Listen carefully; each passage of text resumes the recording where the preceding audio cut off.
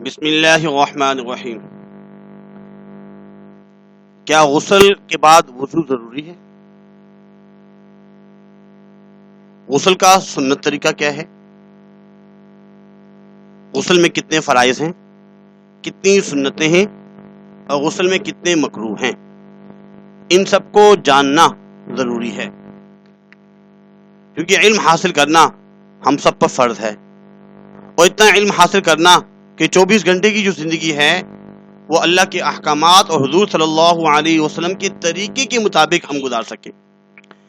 انسان غسل تو کرتا ہے، نہاتا بھی ہے، لیکن یہ سنت سمجھ کے کرے گا تو ثواب ملے گا۔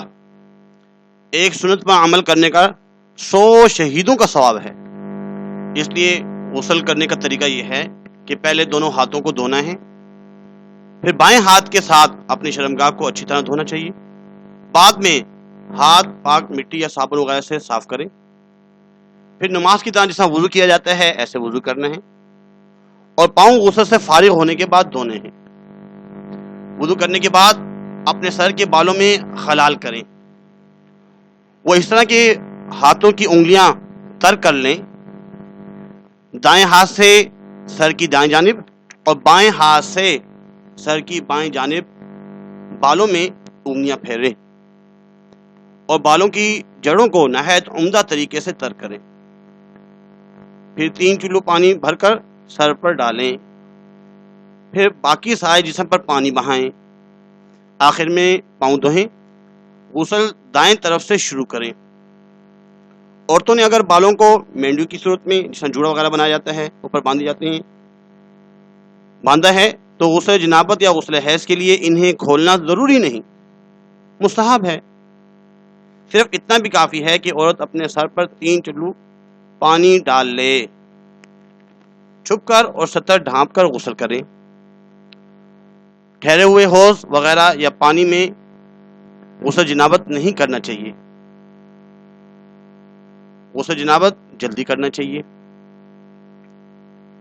غسل کے فرائض کیا کیا ہیں؟ اکثر کو نہیں معلوم ہوتا۔ غسل کے 3 فرائض ہیں، جب تک یہ پورے نہیں ہوں گے تو ہمارا غسل نہیں ہوگا۔ منہ میں پانی ڈالنا، کلی کرنا جو ہوتا ہے وہ بھی حلق تک جو ہے کلی کرنا، پانی ڈالنا منہ میں۔ دوسرا ہے کہ ناک میں پانی ڈالنا، ناک کی جو نرم ہڈی ہے وہاں تک پانی پہنچانا، اور پورے بدن کو تر کرنا تاکہ بال برابر بھی جگہ خشک نہ رہے، خالی نہ رہے۔ وہ جسم میں پانی بہانا جو ہے یہ بھی غسل کے فرضوں میں سے ہے۔ تو یہ 3 فرض ہیں، کلی کرنا، حلق تک، ناک میں پانی ڈالنا، اور پورے بدن کو تر کرنا، پورے بدن میں پانی بہانا کہ بال برابر بھی جگہ خشک نہ رہے۔ غسل کی سنتیں کون کون سی ہیں؟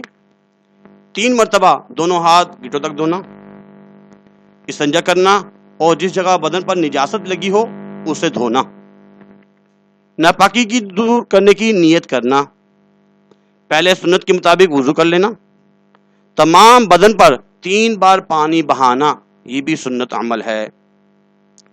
غسل کے مکروہات کون کون سے ہیں؟ یعنی جن امور سے آپ کو حد الامکان بچنا چاہیے، کوشش کرنی چاہیے کہ اس سے بچیں۔ پانی بہت زیادہ استعمال کرنا، غسل کرتے وقت پانی کم سے کم استعمال کیا جائے، جتنی ضرورت ہے، ضرورت کی بقدر۔ اتنا کم پانی لینا کہ اچھی طرح غسل نہ کر سکے، اتنا کم پانی بھی نہیں لینا چاہیے۔